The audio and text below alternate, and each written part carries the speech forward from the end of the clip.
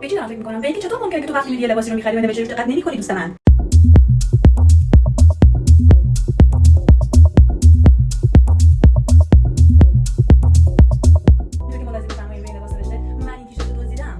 که دوستای من خریده و فرداش اومده من میگه محسا تو خدا اینو برام عوضش کن. من نمیدونستم چه چیزی روی لباسم نوشته شده و نه تنها که فقط اینجاشه بلکه پشتش به اندازه پهنای کل تیشرت نوشته من این تیشرت رو دزدیدم. لطفا اگر میری لباس بخرید و تیشرت بخرید قبل از اینکه به زیباییش دقت بکنید و نوشته روش دقت بکنید، حتی اگر انگلیسی بلد نیستی یا هر زبان دیگه‌ای گوشیت رو در بیارید، ترنسلیت رو بیارید و معناش رو ببینین چیه. ملاحظه می‌کنین من باید فکر می‌کردم که این کلمه دزدیدن رو یه جوری بپوشونم کاورش کنم و فعلا تصمیم گرفتم با یه ماژیک روش بکشم تا این گند و کثافتی که هست یه مقدار از بین بره، چون که چاپ خورده روی تیشرت و من نمیتونستم اینو کلا بکنم چون ممکن بود پارچه کلا پاره بشه و این کارو روش کردم. بعدش هم که با رنگ باید اینو دوباره کاورش می‌کردم چون ماژیک اونقدی کاورینگ نداشت. کاورینگ حالا هرچی باید با رنگ اینو می‌پوشوندم که اون کلمه دزدیدن دوباره کاور بشه. اینجا فلفل رو می‌بینین که اومده اذیت کنه منو.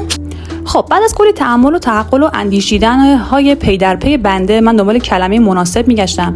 اول یه قلم سرتخت برداشتم، بعد کلمه لایک رو انتخاب کردم. گفتم خب بهتره که حداقل من این تیشرت رو دوست دارم باشه تا اینکه من این تیشرت رو دزدیدم و این شد نتیجهش. حالا رفتم پشت کار رو بهتون نشون بدم. همونطور که می‌بینین به اندازه پهنای کل تیشرت این دوست عزیزمون اینجا چاپ زده که من این تیشرت رو دزدیدم.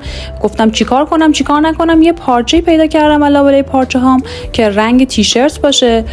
بعدش هم که به اندازه خود نوشته علامت گذاری کردم که دقیقاً بتونم روی نوشته رو کاور کنم، چون نوشته پشت خیلی بزرگ بود دیگه نمیشد با ماژیک و رنگ پوشوندش و واسه همین این کار رو انتخاب کردم.